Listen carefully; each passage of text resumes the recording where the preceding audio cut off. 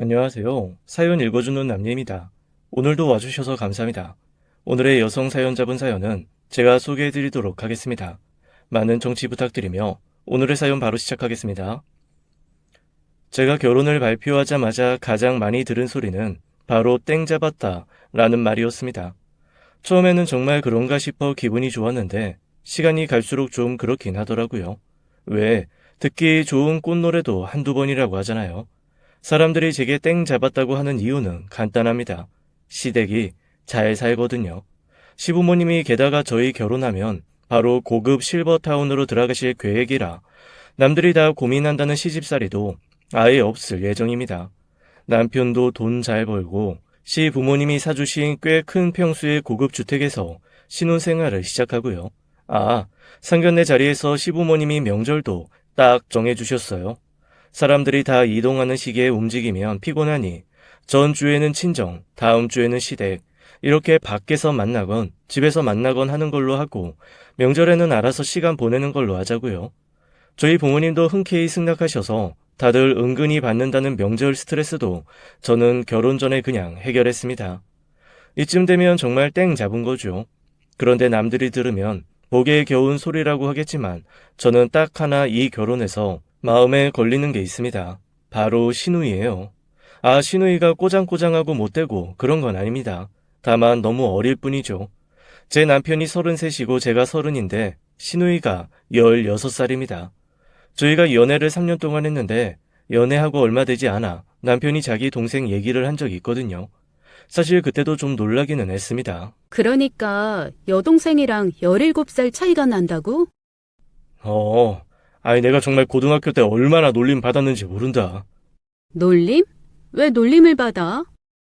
아니, 다들 내가 어디서 사고 쳐서 낳았는데 내가 키울 수 없으니 부모님이 당신들이 낳은 것처럼 해서 늦둥이로 키우시는 거 아니냐고. 정말 그런 건 아니고? 야, 너까지 왜 이러냐?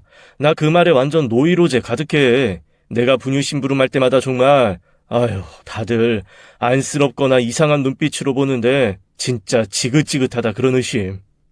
와, 어머님 아버님 금슬이 정말 좋으시구나. 진짜 동네 부끄러워서 엄마가 임신 중기부터 막달까지 밖에를 아예 안 나가셨대. 이 나이에 배 이렇게 부른 거 누가 임신이라고 생각하겠냐고. 다들 배에 복수 찬 거라고 의심할 거라고. 그래서 깜깜해지면 아바차 타고 드라이브 가서 사람 없는 데서 걷다 오고 그러셨대. 거의 당신이 키웠겠는데? 내가 정말 대학교를 다닌 건지 보육원을 운영한 건지 어이없는 얘기 해줄까? 대학교 1학년 때였나? 중간고사였을 거야. 정말 밤새고 공부하고 딱 학교에 가서 시험 보려고 가방을 열었는데 있어야 할 펜은 없고 왜 애들 딸랑이 있지? 누르면 노랫소리 나오는 거 그게 딱 들어있더라. 내가 그걸 들고 망연자실해 있으니까 그때 당시 교수님이 슬그머니 다가와서 어깨를 툭툭 치며 이러시는 거야. 어린 나이에 애 키우며 학교 다니기 고되지 않냐고. 적당히 쓰면 알아서 점수 줄 테니 힘내라고. 와씨, 정말 주변에서 친구들 다 킥킥거리고 펜 빌려서 시험 보는데 이건 내가 공부 열심히 해서 답안을 잘 써서 내도 다들 애 때문에 교수가 안쓰러워서 점수 잘 준 거라고 오해할 거라고 생각을 하니까 부하가 치밀더라고. 그 와중에 엄마는 기저귀 사서 빨리 집에 오라 하지. 아주 지긋지긋하다 내가. 그래도 예뻐했을 것 같은데. 오빠들이 안 그래도 여동생 예뻐하는데 그렇게 나이 차이가 나면 얼마나 더 예쁠 거야. 이게 적당히 나이 차가 나면 예쁘기라도 하고 그럴 텐데 이건 거의 딸이다 보니까 예쁜 것도 모르겠더라고. 그냥 책임감을 키우느라 바쁘고 단속하느라 바쁘고. 몰라. 여튼 나한테 많이 어린 여동생이 있다는 거. 그래도 애는 착해. 나한테 여자친구 생겼다고 하니까 오빠가 여자를 알겠냐고 걷자는 코치 막 하더라고. 어머, 무슨 코치를 해? 인터넷에 떠도는 그런 거 있잖아. 옛날 여친에 대해서 물어보면 세상 떠났다고 하라는 둥. 오늘 예쁘냐고 물어보면 구체적으로 어디가 예쁜지 딱 집어서 말해주라는 둥. 어머, 제대로 코치하고 있네. 말 잘 들어. 야, 너까지 왜 이러냐 진짜. 에휴. 그때는 그냥 웃으며 넘겼죠. 이후에 한번 같이 만나 밥을 먹기는 했는데 그때도 그저 어린 조카 같고 그냥 동네에서 마주치는 평범한 학생 같아서 귀엽기만 했습니다. 그런데 문제는 뒤늦게 사춘기가 온 시누이가 시부모님의 실버타운 입성으로 좀 일찍 부모에게서 독립을 해야 하는 상황에서부터 시작됐습니다. 시부모님은 건강상 실버타운 입성을 더 미룰 수 없는 상황이었고, 시누이는 학교 근처에 살고 있는 이모님 댁에서 고등학교 졸업할 때까지 살기로 했다 하더라고요. 그런데 뒤늦게 사춘기가 온 시누이의 반항이 그제야 시작된 겁니다. 이미 몇 년 전부터 실버타운에 부모님이 들어가면 이모님 댁에서 학교 다니기로 했으면서 새삼 이모와 살고 싶지 않다고 독립하겠다는 고집을 부리기 시작한 겁니다. 자취를 하겠다고 말이죠. 당연히 시부모님은 펄펄 뛰셨습니다. 그러면서 왜 오래전부터 약속한 걸 안 지키냐고 시누이를 타박하시더라고요. 이모님이 교육 분야 쪽 강의를 하시는 교수님이셔서 누구보다 시누이를 잘 돌봐주실 수 있는 분이고 이미 다 끝난 얘기를 왜 토를 다냐는 거죠. 하지만 그렇게 고집을 부린다고 달라질 수 있는 상황은 아니었죠. 결국 저희가 결혼하기 몇 달 전 시누이는 온 얼굴 가득 불평불만을 안고 이모님 집으로 들어갔습니다. 시어머니가 그때쯤 저를 불러서 한 가지 부탁을 하시더라고요. 새아가, 정말 미안한데 우리 막둥이 가끔 불러서 밥도 좀 사주고 예쁜 것도 사주고 그래주라. 내가 그때 쓰는 돈은 2배로 주마. 어머니 걱정하지 마세요. 그리고 무슨 돈을 주세요. 제가 그냥 그 정도는 할 수 있으니까 너무 걱정하지 마세요. 마음 못 잡고 그럴까봐 그러시는 거죠? 늙은 부모 밑에서 태어나서 오랫동안 사랑 못 받을 아이가 안쓰러워서. 그런데 너무 오냐오냐 키우면 버릇 나빠질까봐 나름 엄하게 키웠거든. 우리가 너무 건강이 안 좋아져서 저 아이를 끝까지 보살피지 못하는 게 너무 마음이 아파. 그나마 네가 가장 우리 식구 중에서는 젊잖니. 막둥이도 늘 새언니가 제일 말이 잘 통한다고, 새언니 감각 좋다고 그러더라. 그러니까 잘 좀 돌봐줘. 그러면서 시어머니는 꽤 큰 액수의 돈이 든 통장과 카드를 제 앞으로 내미셨습니다. 앞으로 시누이에게 쓰는 비용은 여기에서 쓰고 혹시 다 쓰면 다시 말 안 하는 거였죠. 극구거절했지만 본인 마음이 불편하다며 끝까지 손에 쥐어주시더라고요. 곳간이 두둑해야 인심도 나. 주머니가 두둑해야 너그러워지고. 내가 돈으로 보상하는 건 아니지만 적어도 네가 쪼들리면서 네 주머니 털어가며 그렇게 돌보게 할 수는 없잖니. 그러니까 받아. 시어머니의 진심 어린 마음을 무시할 수는 없더라고요. 그래서 통장과 카드를 받아가지고 나오는데 영 마음이 이상했습니다. 저런 분이 내 시어머니라 다행이라는 마음과 엄마 마음 모르는 철없는 시누이가 안타깝기도 하고 불쌍하기도 하더라고요. 어린 자식을 두고 세상을 정리할 준비를 하는 부모 마음을 어떻게 다 헤아릴 수 있겠어요? 시어머니를 만나고 나오는데 갑자기 대학교 때 부모상을 치른 친구가 하나 떠올랐습니다. 드물게로 위로 언니, 오빠가 7명이나 있는 친구였어요. 첫째 언니와는 25살이나 차이가 났으니 지금의 남편과 시누이보다 훨씬 더 많은 나이 차이였죠. 거의 부모님이 50이 다 되어가는 나이에 낳은 아이여서 대학에 들어왔을 무렵 부모님 칠순 잔치를 한다는 말을 들었고 그로부터 몇 년 뒤 1년 상관으로 2분 상을 치렀습니다. 그때 장례식장에서 그 친구한테 들었던 얘기가 있었는데 그때는 별로 인상 깊게 듣지 않았다가 새삼 10수년이 지난 후 시어머니에게 통장을 받으면서 그 말이 떠오르더라고요. 나 너무 억울해. 우리 큰언니는 엄마 아빠랑 40년을 넘게 같이 있었는데 나는 막내라는 이유로 20년 조금 넘게만 부모랑 시간을 보낼 수밖에 없는 거잖아. 나 그게 너무 억울해. 나이 30, 40을 엄마 아빠가 못 본다는 게 너무너무 억울해. 나도 회사 다니고 첫 월급 타고 엄마 아빠 모시고 여행 다니고 내가 번 돈으로 그런 거 다 해보고 싶은데 난 못한다고. 그러면서 세상 서럽게 울었던 것이 뒤늦게 기억 남습니다. 그때 울며했던 친구의 마음과 대칭되는 마음을 본 듯도 했죠. 그래서 저는 최대한 시누이에게 잘 해줘야겠다는 마음을 먹었습니다. 무심한 남편은 아무리 여동생이 귀해도 딱 오빠, 남자가 할 법한 태도만 보일 것이 뻔했으니까요. 다행히 시누이는 그 나이에 아이들이 가질 법한 고집이나 이상한 발끈함은 없었습니다. 가끔 엉뚱하게 굴기는 했지만 족한 느낌으로 대화하며 귀엽게 보살펴 줄 수 있는 정도였어요. 그리고 시어머니 말씀대로 저를 좋아하는지 언니 언니 하면서 조잘조잘 잘 따르더라고요. 제 느낌일지는 모르지만 어쩐지 저한테 잘 보이기 위해서 계속 저와의 공통점을 찾는 것처럼 느껴졌습니다. 저희 시어머니, 시아버지가 신혼집으로 마당이 넓은 주택을 한 채 사주셨거든요. 처음에는 아파트를 사주시려고 했는데 제가 워낙 주택에 사는 게 꿈이었어서 같은 값이면 그냥 주택을 사달라고 했습니다. 어머님, 아버님이 안 그래도 부지 좋은 곳에 괜찮은 주택이 있어서 그걸 사주고 싶었는데 요즘 젊은 사람들 다들 아파트 살고 싶어 한다고 해서 아파트를 사주겠다고 하셨던 거라며 흔쾌히 주택을 사주겠다고 했습니다. 그런데 주택에 살아보신 분들은 알지만 주택이 굉장히 손이 많이 가잖아요. 집을 지어서 들어가는 것도 아니고 있는 집 수리하는데도 엄청 손이 많이 가더라고요.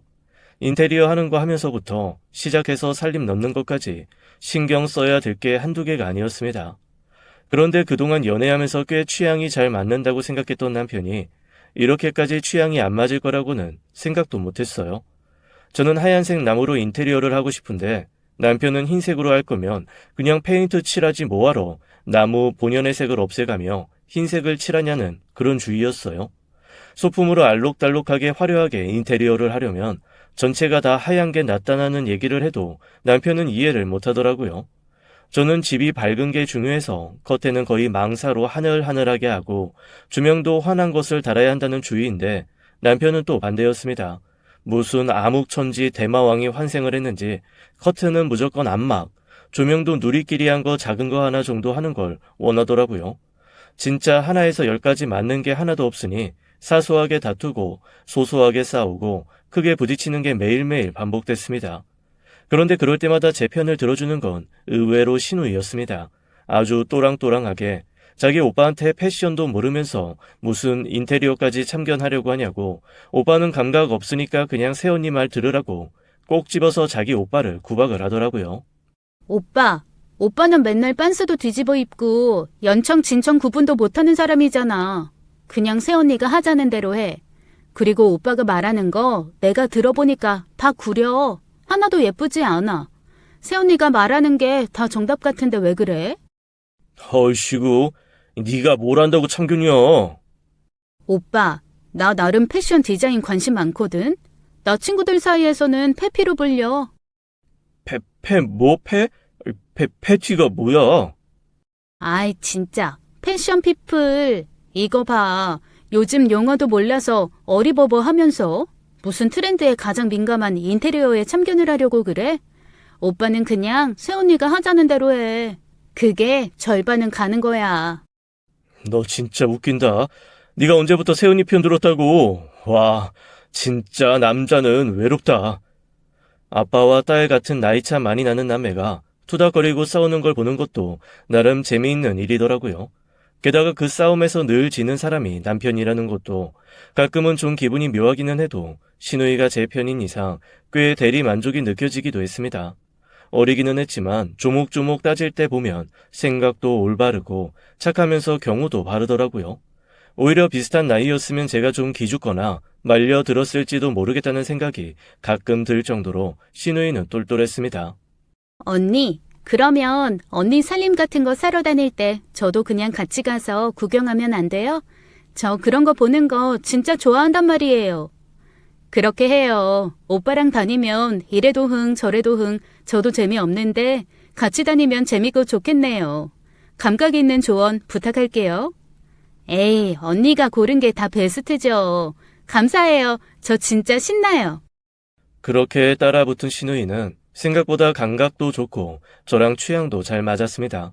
처음에는 그냥 저한테 뭔가 잘 보이고 싶어서 이것도 좋다, 저것도 좋다, 그냥 그렇게 얘기는 하는 줄 알았는데 가만히 말하는 걸 들어보니까 정말 감각도 있고 나름 자기 의견도 똘똘하게 잘 전달하더라고요.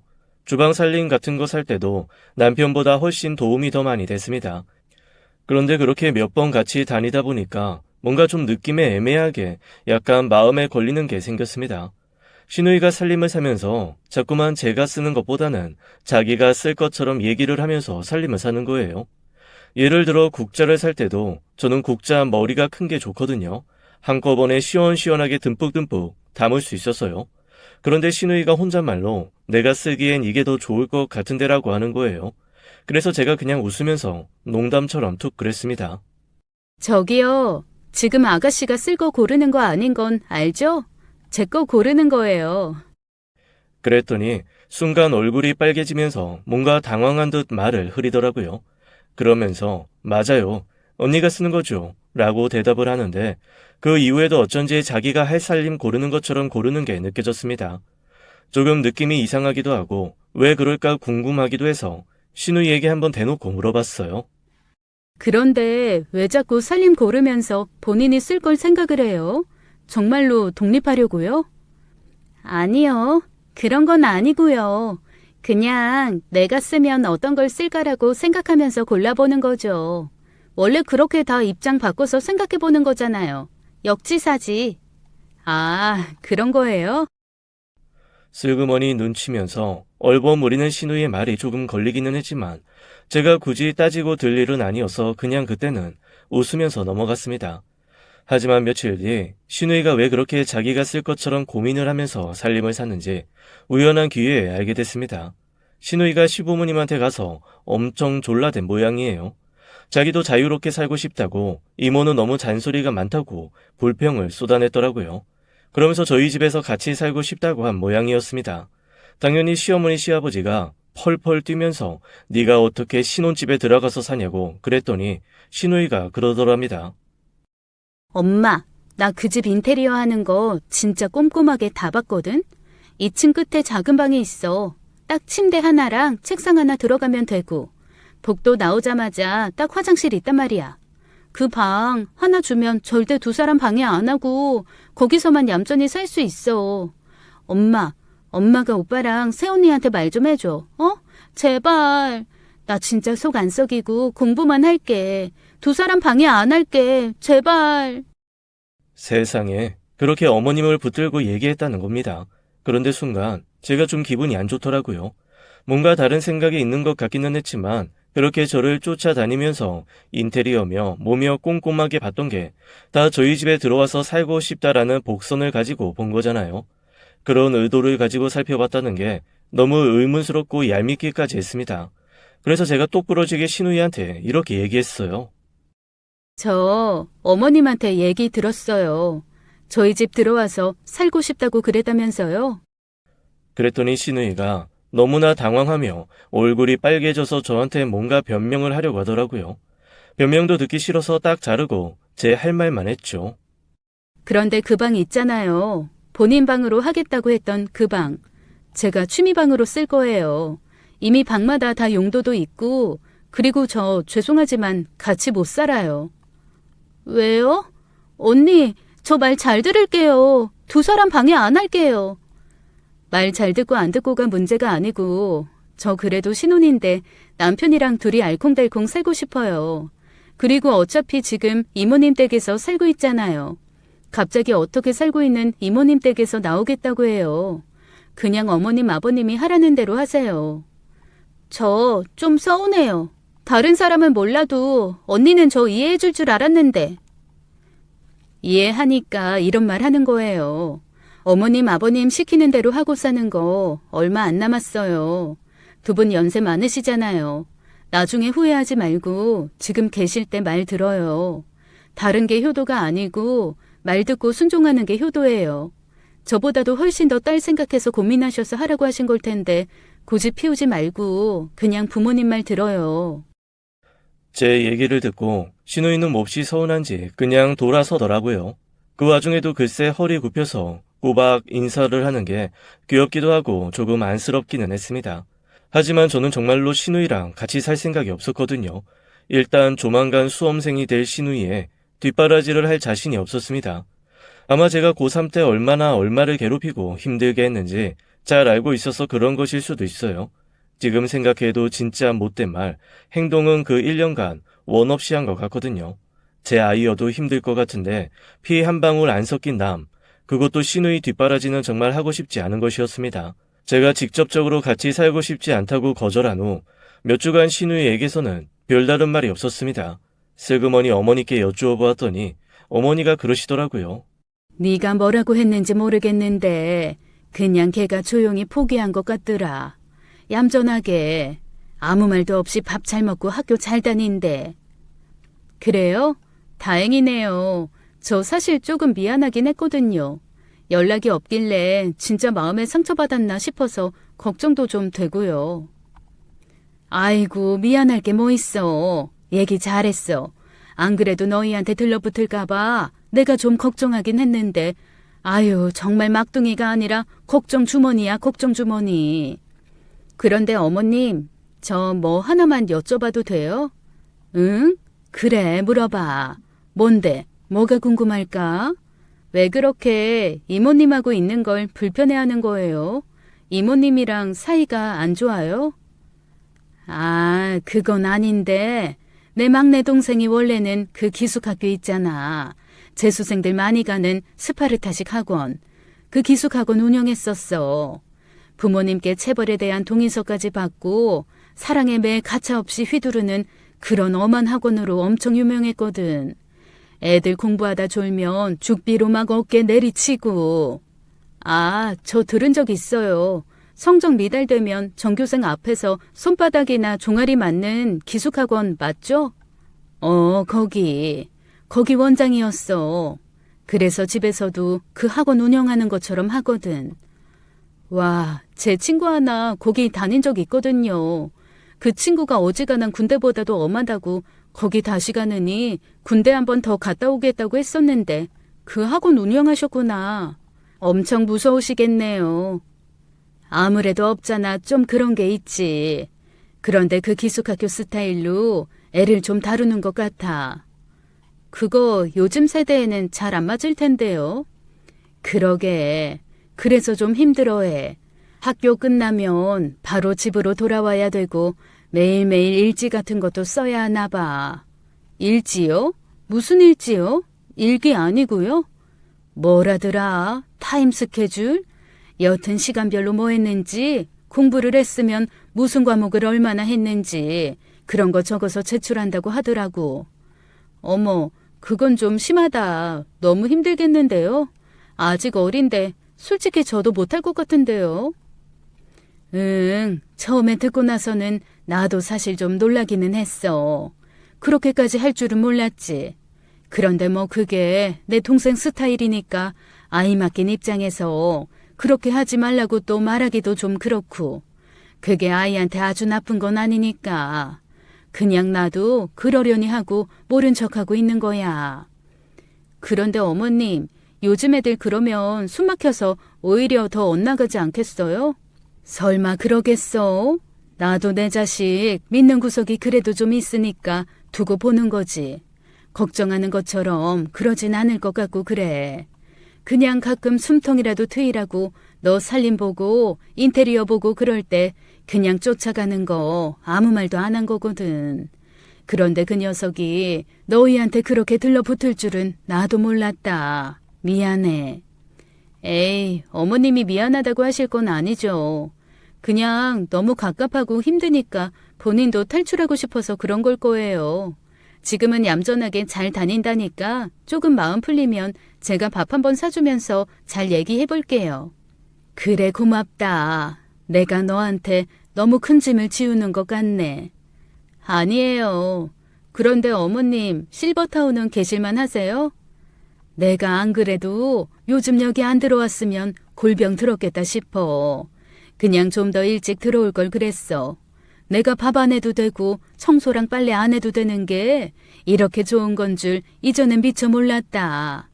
예, 너희도 적당히 재밌게 열심히 살다가 이것저것 다 힘들고 몸 피곤하다 그러면 그냥 정리해서 실버타운 들어가. 여기 좀 이른 나이에 들어와서 사는 사람들도 많아. 그래요? 저희 이번 주말에 한번 놀러 갈게요. 아이고, 괜찮아. 다다음 주가 결혼식인데 뭘 바쁜데 주말에 여기까지 와. 그냥 결혼 준비나 잘해. 그나저나 애 때문에 신경 너무 많이 썼다. 미안하고 고맙다.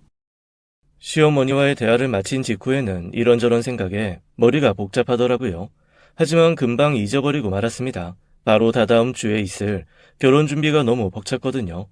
머릿속이 터질 것처럼 뭔가 생각할 거리가 밀려들어 다른 생각들이 어어어 하며 머릿속 밖으로 밀려나가는 것 같은 상황이랄까요? 매일 생각하고 결정해야 할 것들이 너무 많아서 정말 힘들었습니다. 만약 신이 꼭 하나 원하는 재주를 준다고 하면 조저없이 분신술을 택할 지경이었죠. 웨딩드레스며 피로연 드레스까지 다 가봉하고 준비하는 것도 모자라서 마지막 인테리어와 살림 넣는 것까지 하려니까 정말 몸이 10개라도 모자랄 판이었습니다. 그나마 옆에서 쫑알거리면서 도와주던 시누이도 연락이 없으니 더 힘들더라고요. 사실 시누이가 우리랑 같이 살고 싶다라고 말한 것을 거절한 후부터는 삐진 건지 아니면 필요가 없어져서 그런 건지 통 연락을 안 하더라고요. 제가 뭔가 거절해놓고 새삼스레 연락해서 나 힘드니까 도와달라고 그러기도 조금 애매하고 그냥 그러고 있었죠. 그런데 제 이런 마음을 읽기라도 한 듯 시누이가 저한테 전화를 했습니다. 언니, 저 살게 해달라고 안 부탁할 테니까 그냥 가서 좀 도와줘도 돼요? 어머, 굳이 그렇게 얘기 안 해도 돼요. 언제든지 오는 건 환영이에요. 그리고 제가 같이 살기 싫어서 안 사는 게 아니라 어쨌거나 자식 교육 때문에 부모님이 결정하신 일인데 제가 이래라 저래라 할 수가 없는 문제라서 그런 거 알고 있잖아요. 이해하죠. 언니 입장 이해해요. 안 그래도 엄마 아빠 오빠한테 아주 돌아가면서 박살나게 혼나고 잔소리 들었어요. 저 귀에서 피 흐르는 줄. 여튼 저 그러면 오늘부터 학교 끝나고 가서 언니 도와줄게요. 뭐 사러 다니는 거 있으면 같이 사러 다니고 언니 드레스 피팅이나 결혼식 준비하는 거 있으면 제가 같이 다니면서 옆에서 같이 얘기하고 그래요. 그래요. 알겠어요.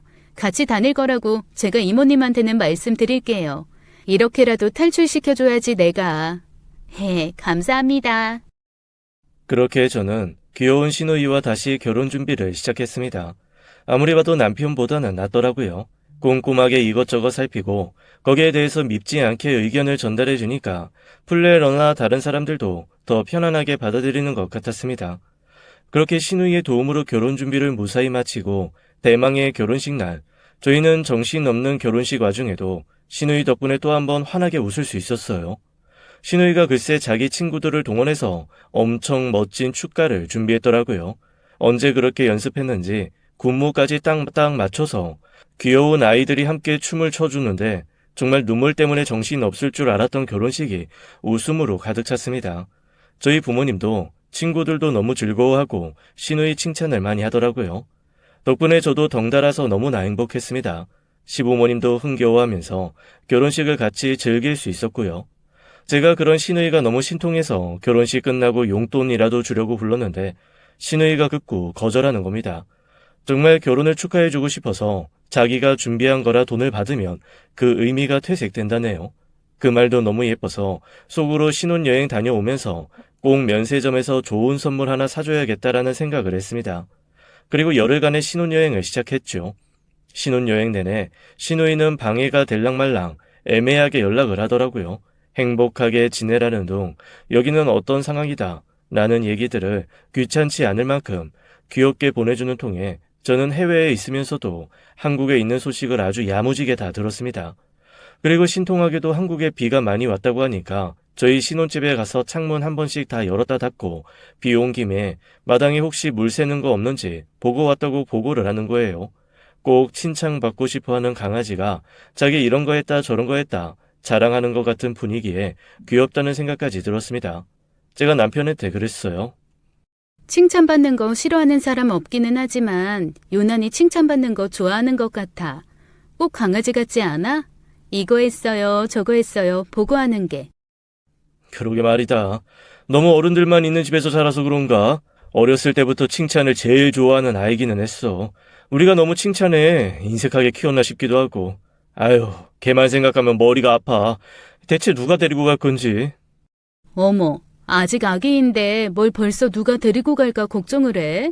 이상한 오빠야. 그리고 물건이니? 데리고 가게. 아유, 아주 동생을 뭐라고 생각하는 거야. 으유. 그런데 너는 얘가 진짜 좋아? 괜찮아? 귀찮거나 그러지 않아? 아니, 난 귀여운데? 여동생 있으면 이런 여동생이어도 좋겠다라는 생각 들 정도로. 그리고 잘하잖아. 눈치도 있고 센스도 있고. 그래. 싫지는 않은 거지? 당연하지. 내가 왜 싫어하겠어? 하나도 안 싫어. 근데 이상하네. 왜 새삼스레 그런 걸 물어봐? 아니야. 워낙 주변에서 신우이랑 사이 안 좋은 아내들 얘기 많이 들어서 나도 모르게 그냥 좀 걱정이 됐었나 봐. 에이, 나는 그럴 건 아니지.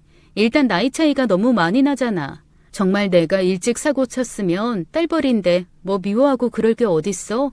그냥 마냥 예쁘고 귀여운 거지. 그래? 다행이네. 그래, 맞다. 딸뻘이지? 근데 점점 이상하네. 왜 자꾸 이상한 소리를 하지? 왜? 무슨 일이 있어? 아니야, 무슨 일은. 그냥 네가 얘를 예뻐하는 게 다행이다 싶어서 고마워서 그래. 아이고, 그러면 신우이를 미워해? 나한테 아주 못되게 하고 괴롭히는 신우이면 모를까. 어떡하든 예쁨 받아보겠다고 쫑알쫑알거리는데 나 가끔 보면 참 종달새 같다라는 생각 많이 해. 옆에서 계속 총총총총 뛰어다니면서 언니 언니 언니 하는 게 귀여워. 사랑스럽고. 솔직히 결혼 준비할 때 당신보다 100배는 도움됐어. 그렇구나. 남편은 제 대답을 듣고 뭔가 생각이 많은 듯 고개를 계속 끄덕끄덕하며 혼자만의 생각에 잠겼습니다. 대체 이 사람이 왜 이러나 싶더라고요. 그래서 한편으로는 이런 생각도 들었습니다. 워낙 시누이가 어리고 부모님이 연세가 있으시니 본인이 어떻게 처신을 해야 할지 고민이 시작된 게 아닐까 한 거죠. 부모님이 만약에 돌아가신 후에 시누이한테 어떤 오빠 노릇을 해줘야 되는지 진지하게 생각할 시기가 올 만도 하니까요. 그 정도 생각은 해야 그래도 오빠라고 할 수 있잖아요. 그래서 저한테 그런 질문을 할 때 좀 의아하기는 했어도 한편으로는 남편이 드디어 철이 제대로 들어가면서 오빠로서의 자각을 하는구나라는 생각을 했습니다. 그래서 이 질문이나 남편의 태도를 별로 심각하게 받아들이지 않았죠. 남편도 그 이후로 시누이에 대한 질문은 하지 않았고요. 그렇게 신혼여행을 마치고 한국으로 돌아왔습니다.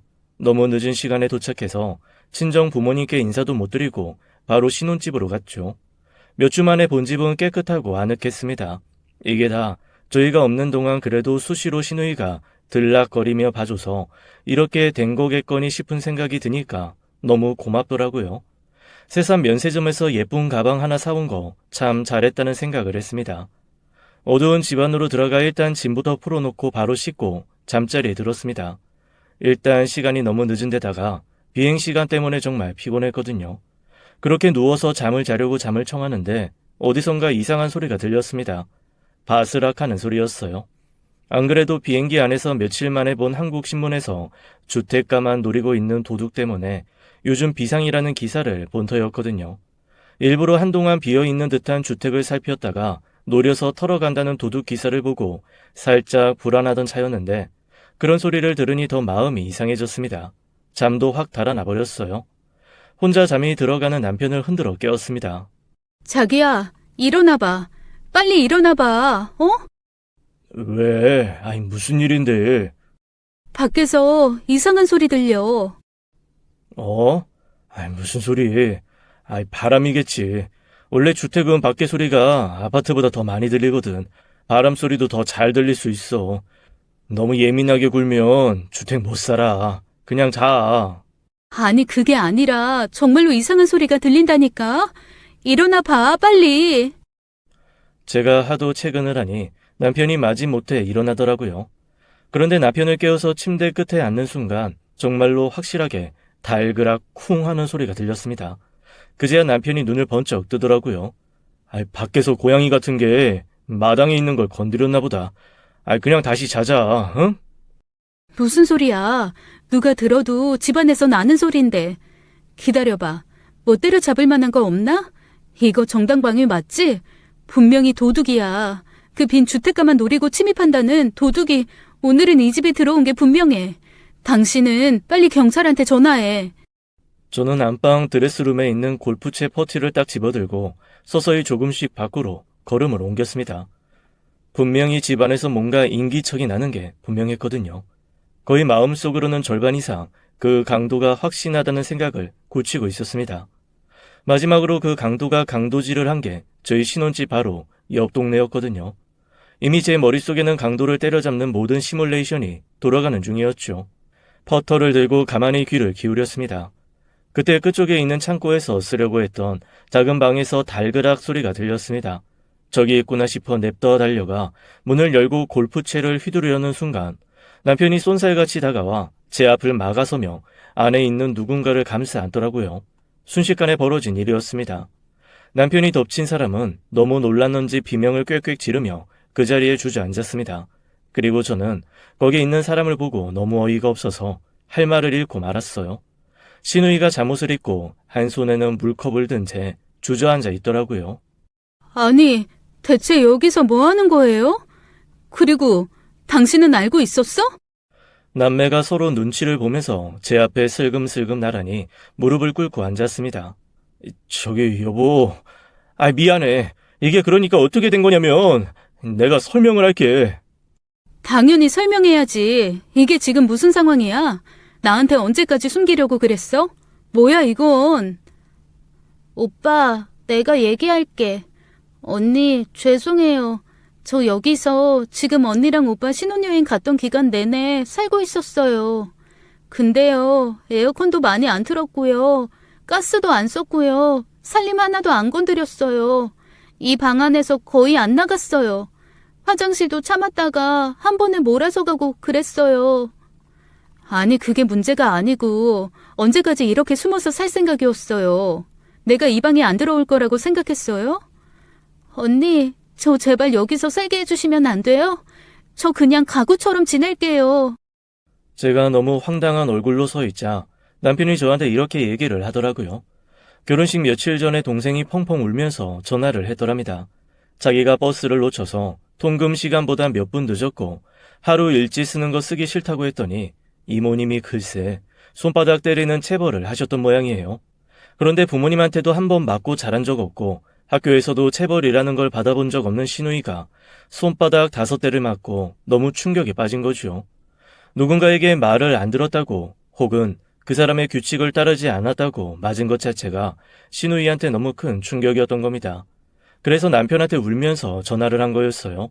어지간하면 다 교육의 일종이라며 이해하고 넘어가려던 남편도 체벌이라는 부분에서는 자기가 용납을 못했다고 했습니다. 제 남편, 세상에서 제일 좋아하는 말이 꽃으로도 때리지 말라라는 말이거든요. 사람이 왜 사람이냐? 말로 해서 알아들으니까 사람이지. 사람이 사람을 때리는 건 그 어떤 경우에도 안 된다는 게 제 남편의 철학입니다.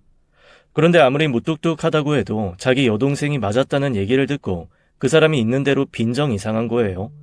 그래서 엉엉 울며 절대 이모 집에 있고 싶지 않다는 동생에게 자기가 이모한테 얘기할 테니 일단 신혼집에 가서 쥐 죽은 듯 살라고 한 모양이었습니다. 애를 호텔이나 그런 데를 보낼 수도 없으니 일단 신혼집에 들여보낸 거였죠. 그리고 신혼여행 내내 제 눈치를 보면서 저한테 얘기할 기회만 노렸는데 어쩌다 보니 얘기할 기회를 놓치고 그냥 이렇게 신혼집에 들어오게 된 거였습니다. 들어오기 전에 여동생한테 아직 언니한테 말 못했으니 가만히 있으라고 한 거죠. 그런데 사람이라는 게 그렇잖아요. 평소에는 쥐 죽은 듯 가만히 있을 수 있어도 꼭 가만히 있으라고 하면 뭔가 소리가 나고 동티가 나는 거, 그게 인생 아니겠습니까? 시누이도 딱 그랬던 거였습니다. 혼자 꿀쩍꿀쩍 울면서 그러더라고요. 제가요, 원래 한번 잠들면 깨지도 않고 화장실도 안 가는데 오늘따라 그렇게 화장실도 자주 가고 싶고 잠도 깨고 그래서 최대한 조심조심 움직였는데 그때마다 자꾸 소리가 나서. 이 남매를 제가 대체 어떻게 해야 될지 어이가 없더라고요. 일단 한밤중에 둘 다 내쫓을 수는 없으니 방에 들어가서 자라고 했습니다. 시누이가 머물던 방, 제가 사실 창고처럼 쓰려고 이것저것 물건 집어넣고 정리 안 한 방이었거든요. 그런 방에서 열흘을 지냈다는 소리를 들으니까 마음이 너무 아픈 거예요. 그래서 제가 그냥 이렇게 얘기했습니다. 아니, 어차피 여기서 지낼 거 그럼 그냥 몸이라도 편하게 안방 가서 잠도 자고 그러지. 정말로 창고방에 계속 있었어요? 네, 그래도 신혼살림인데 침대는 특히 부부 영역인데 언니가 쓰기 전에 어떻게 제가 써요. 저 그렇게 경우 없진 않아요. 저도 모르게 웃음이 피식 나왔는데 여기서 웃으면 안 된다 싶어 정말 필사의 힘을 다해서 참았습니다. 한편으로는 안쓰럽고 귀엽더라고요. 저 같으면 주인 없는 집에서 나중 일이 어떻게 됐건 침대도 쓰고 화장실도 마음껏 쓰고 아주 신나게 다 썼을 텐데 그래도 저희 시누이는 신혼살림인데 주인 없는 집에서 어떻게 자기가 그렇게 쓰냐는 말을 하면서 정말 그 창고방 같은 곳에서 세상에 겨울이불 하나 놓고 여행용 매트리스 깔고 잤더라고요. 제가 진짜 어이가 없어서 다시 한번 시누이를 쳐다봤습니다. 그랬더니 시누이가 민망한 얼굴로 이러는 겁니다. 그냥 여행 왔다고 생각하면 잘만 해요. 괜찮아요. 몰랐으면 몰랐지. 알고도 이런데 재우지는 못하겠더라고요. 그래서 제가 남편한테 그랬습니다. 자기가 오늘 여기서 자. 나 방에서 당신 동생이랑 잘 테니까. 언니, 안 그러셔도 되는데요. 저 그냥 여기서 자도 되는데요? 침대 가서 편하게 자요. 이런 데서 자면 몸 골아. 벌써 열흘이면 충분히 잘 만큼 잤어요. 들어와요. 내 맘 바뀌기 전에. 제 말을 듣고 강아지처럼 시누이가 쫄랑쫄랑 제 뒤를 쫓아서 안방으로 들어왔습니다. 그리고는 정말 황송하다는 듯이 진짜 조심스럽게 침대 위로 올라가더라고요. 언니, 저 이 끝에서 잘게요. 아이고, 편하게 자요. 침대 넓잖아요. 아니에요. 저도 염치가 있죠. 저 끝에서 자겠습니다. 끝에서 자겠다고 말한 시누이는 긴장이 풀렸는지 저보다도 먼저 잠이 들어버렸습니다. 가랑가랑 코를 골면서 잠든 모습을 보고 있는데 마음이 너무 이상하더라고요. 그리고 다른 건 몰라도 손바닥을 맞고 그것 때문에 충격받아서 나왔다는 얘기를 들으니까 다시 그 집으로 보내는 것도 제 마음이 편하지는 않았습니다. 하지만 제가 먼저 얘기할 수는 없잖아요. 그래서 그냥 가만히 잠자코 있었죠. 다음날 남편이 저한테 조심스럽게 얘기하더라고요. 당분간 조금 거치 정해질 때까지만 그냥 조금 데리고 있으면 안 되겠냐고 말이죠. 그러면서 제가 그 당분간이 언제까지냐고 말했더니 대답을 못하더라고요. 이 인간 대책 없이 그냥 말 한번 질러봤구나 싶어 가만히 노려봤더니 글쎄 뭐라고 하는 줄 아세요? 시부모님이 실버타운 나와서 사시면 된다는 거예요.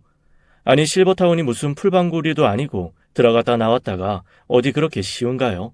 제가 대책도 제대로 안 세우고 이게 뭐 하는 거냐고 구박하고 남편은 자기도 잘 모르겠다. 어떻게 해야 될지 난감하다. 이러면서 대화를 하고 있는데 가만히 방문을 뚝뚝 두들기는 소리가 들렸습니다. 시누이였어요. 두 분이서 머리 아프고 힘든 얘기 하시는 것 같은데 이거 드시면서 하세요. 제가 용돈 모아서 산 거예요. 그러면서 시누이가 제가 제일 좋아하는 과일이라고 했던 망고를 2개나 아주 예쁘게 깎아서 쟁반에 받쳐왔더라고요. 오빠는 그 망고 씨에 붙어있는 거 먹어. 나머지 두툼한 살은 새언니 거야. 망고 씨도 갈비처럼 이빨로 잘 긁어 먹으면 먹을만 하니까 오빠는 진짜 씨만 먹어. 언니가 다 드세요. 시누이의 애교에 저도 모르게 피식 웃음이 터졌습니다. 제 웃음을 보고 안심한 듯한 시누이가 배시스 웃으면서 뒷걸음질 쳐서 살살 나가더라고요. 시누이가 사다 준 망고는 진짜 달고 맛있었습니다. 남편이 시누이 말대로 정말 망고씨만 이빨로 득득 갈아 먹으면서 제 눈치를 힐끔힐끔 보더라고요. 어떻게 할 거야? 어떻게 하긴 인간아. 그러면 저 어린애를 내쫓아? 할 수 없지 뭐. 대신 앞으로 내 말 안 들으면 당신이랑 같이 내쫓을 거야. 내 말 잘 들어. 알았어. 사실 나도 쟤랑 사는 거 귀찮아. 진짜 내가 오빠라서 참는 거지. 피곤해. 시끄러워. 그냥 고맙습니다. 충성하겠습니다. 그 말만 해. 네, 감사합니다. 충성하겠습니다. 제가 시누이를 불렀습니다. 그런데 저희 시누이 너무 귀엽죠. 글쎄 얼굴부터 머리까지 싹 감싸서 리본을 하나 달고 쫄랑쫄랑 들어온 거예요. 제가 깔깔 웃으며 물어봤죠. 아니, 지금 뭐 하는 거예요? 제가 새언니 인생에 선물이 되겠다는 저의 굳은 의지를 한번 몸 전체로 표현해봤어요. 내가 진짜 못 산다. 이모님한테 제가 잘 말씀드릴 테니까 짐 싹 싸가지고 들어와요. 그리고 그 창고방은 겨울엔 춥고 여름엔 더워서 안 돼. 2층에 자기 방 하고 싶어 했던 그 방 새로 꾸며줄 테니까 같이 인테리어 할 거 골라봐요. 언니, 고마워요. 언니는 제 인생의 귀인이에요. 진짜 감사해요. 제가 진짜 잘할게요. 조카 태어나면 제가 진짜 업어 키울게요. 그리고 언니는 앞으로 청소 빨래 이런 거 하실 생각하지 마세요. 제가 할게요. 어이구, 이제 조만간 수험생인데 살림하게요? 아주 내가 팔자도 없는 수험생 뒷바라지하게 생겼네. 저 정말 세상에서 가장 말 잘 듣고 순한 수험생 하겠습니다. 약속할게요. 알았어요. 근데 뭐 말 안 들어도 상관없어요. 말 안 들으면 제가 오빠랑 둘이 같이 내쫓는다고 그랬으니까 알아서 해요. 네, 알겠습니다. 그렇게 저는 신우이와 한 집 살림을 시작했습니다. 그런데 생각보다 꽤 재밌어요. 일단 신우이가 너무 성격이 좋고 저한테 정말 잘해요. 오히려 제가 남편 때문에 한 번씩 속이 뒤집어질 때가 있는데 저랑 남편이랑 그런 일 가지고 싸우면 진짜 큰 부부싸움이 되지만 그거를 여동생이 막 퍼부으니까 오히려 큰 싸움 안 되고 남편이 지더라고요. 그래서 가끔 제가 오히려 신우이를 꼬드겨서 남편을 구박하는 데 활용하곤 합니다. 신우이도 기꺼이 제 도구가 되어 주더라고요. 남편만 사실 좀 피곤하죠. 여동생 비위도 맞춰야지, 마누라 비위도 맞춰야지. 아주 본인만 피곤해 죽겠다고 하면서 그래도 요즘 보면 여동생이 눈앞에서 알짱알짱 이쁜 짓 하니까 나름 마음이 좋은지 남편 얼굴도 한결 편해졌습니다. 저희 시부모님은 제가 신우이 데리고 산다는 얘기를 듣자마자 두 분이서 같이 눈물을 흘리시더라고요. 사실 이모님한테 맡기기 전에 저한테 너무 얘기하고 싶었는데 염치도 없고 미안해서 차마 말 못했다고 하셨습니다. 저한테 고맙다고 두 분이 꺼이꺼이 우시는데 제가 너무 민망하고 당황스러울 정도였어요. 신우이는 지금 제 가정의 마스코트처럼 잘 커주고 있습니다. 자기 좋아하는 남자 얘기도 자연스럽게 하고 저한테 신우이질 하는 것보다 언니 언니 하면서 따르니까 정말 귀엽고 사랑스러워요. 가끔은 남편이 출장 갔을 때 신우이랑 단둘이 있는 게 훨씬 좋을 때도 있다니까요.